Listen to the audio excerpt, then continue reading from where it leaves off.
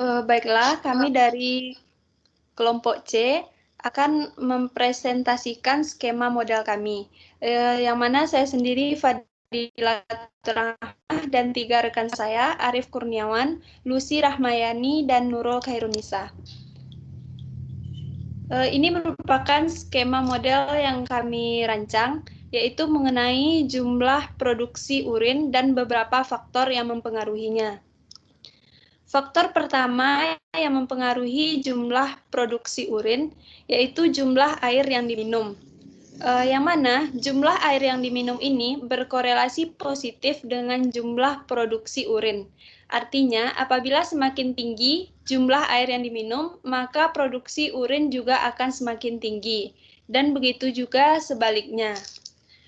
Faktor yang kedua yaitu faktor umur atau usia, yang mana berkorelasi positif dengan jumlah produksi urin.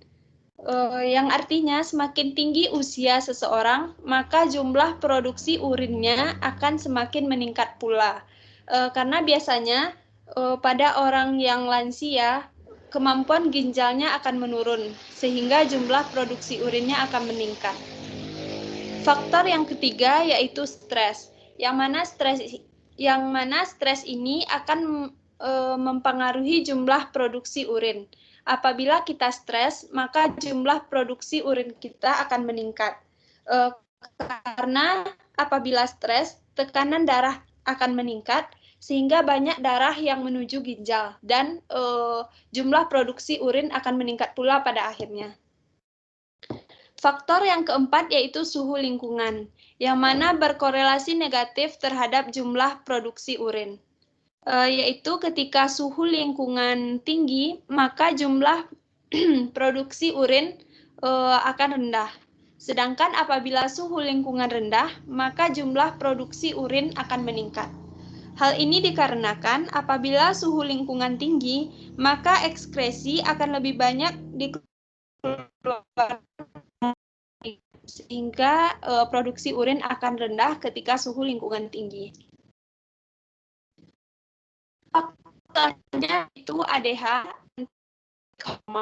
yang mana hormon ADH ini berfungsi untuk penyerapan air. Hormon ADH ini berkorelasi negatif dengan jumlah produksi urin, yang mana apabila hormon ADH penyerapan air akan maksimal, sehingga jumlah produksi urin akan rendah atau sedikit. Sedangkan ketika hormon ADH rendah, maka reabsorpsi juga akan berlangsung minimal, sehingga urin yang akan dikeluarkan akan semakin meningkat. Selanjutnya, faktor kadar garam dalam darah, yang mana ia berkorelasi positif dengan jumlah produksi urin, yang mana apabila kadar garam dalam darah tinggi, maka produksi urin akan meningkat, dan begitu pula sebaliknya. Sedangkan faktor selanjutnya yaitu hormon insulin, berkorelasi negatif dengan jumlah produksi urin, yang mana ketika insulin rendah, maka jumlah produksi urin seseorang akan tinggi. Hal ini disebabkan karena ketika insulin rendah, kandungan glukosa dalam darah akan tinggi, sehingga menyebabkan banyak glukosa yang keluar melalui urin. Hal ini diikuti oleh pengeluaran glukosa itu diikuti oleh volume urin yang meningkat. Sedangkan faktor terakhir yaitu zat diuretik, yang mana zat diuretik ini bisa berupa kafein atau alkohol, yang mana dia berkorelasi negatif dengan jumlah produksi urin. Apabila kita mengkonsumsi zat diuretik, maka akan menurunkan jumlah produksi urin, dan begitu sebaliknya. Selanjutnya akan dilanjutkan oleh Nurul.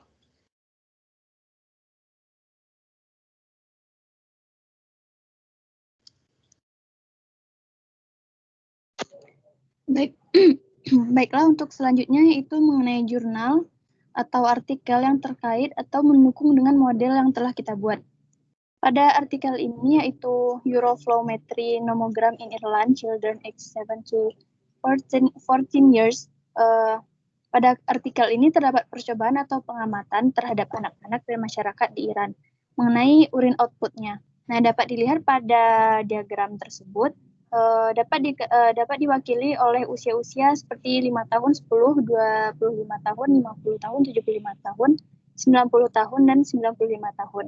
Nah, dari diagram di sini dapat kita lihat bahwa peningkatan urin outputnya itu berkolerasi positif dengan peningkatan usia atau umurnya.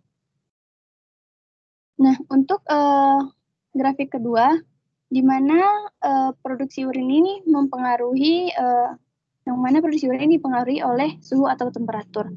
Pada grafik tersebut dapat dilihat bahwa pada produksi keringat yang ditandai dengan peningkatan suhu dapat menurunkan produksi urin atau urin outputnya. Selanjutnya.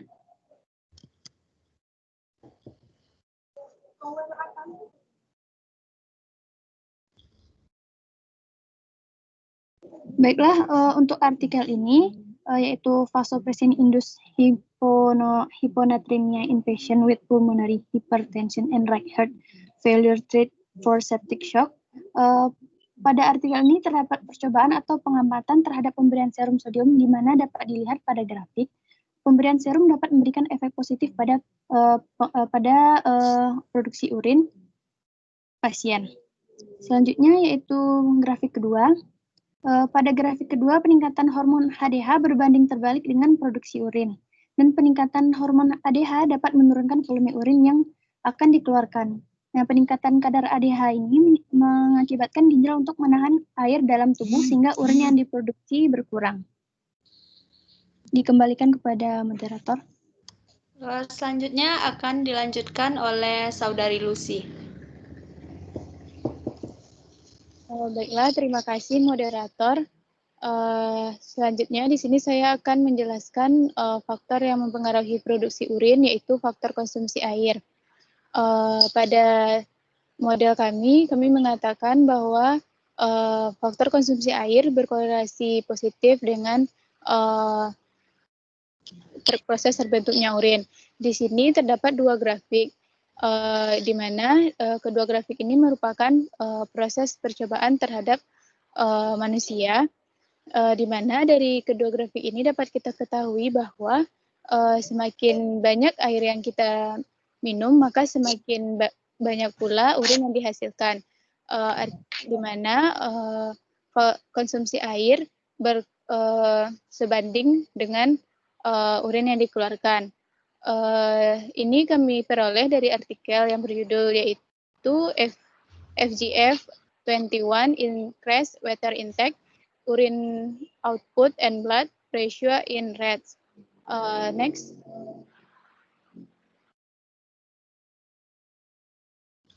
Selanjutnya, masih pada artikel yang sama, ini merupakan diagram pada percobaan terhadap tikus.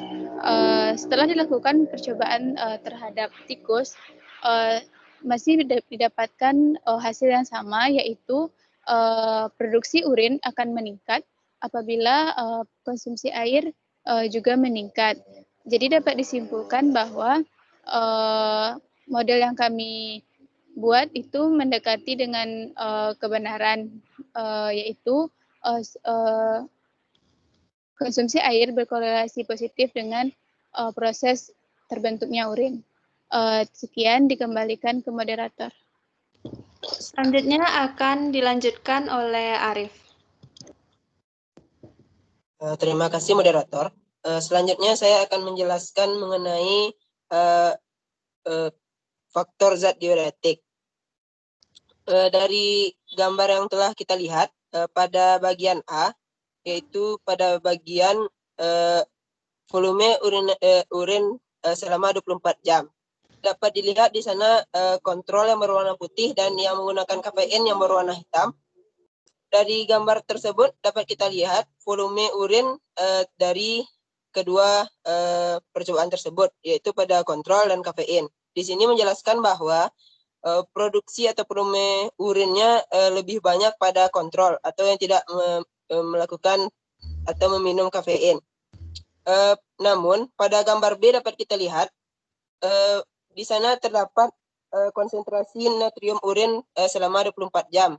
Di sini kita lihat produksi dari sodiumnya tersebut lebih banyak yang mengkonsumsi kafein daripada kontrol. Dan pada gambar C, yaitu ekskresi natrium urin selama 24 jam, itu juga kita lihat pada konsumsi kafein juga meningkat atau lebih besar dari kontrol. Sedangkan pada gambar D, yaitu konsentrasi natrium plasmanya, itu kita lihat seimbang antara kontrol dan kafein. Bagian ini kami ambil dari jurnal yang berjudul Caffeine Intake Antagonist Salt Sensitive Hypertension Shock Improvement of Renal Sodium Handling. Selanjutnya, mengenai artikel yang atau jurnal, di sini kami mendapatkan jurnal artikel berjudul Frequent Urination Anxiety Symptom, yaitu mengenai faktor stres. Dari sumber ini kami mendapatkan bahwa perilaku stres atau khawatir yang berlebihan dapat mengaktifkan respon stres yang menyebabkan tubuh mengeluarkan hormon stres,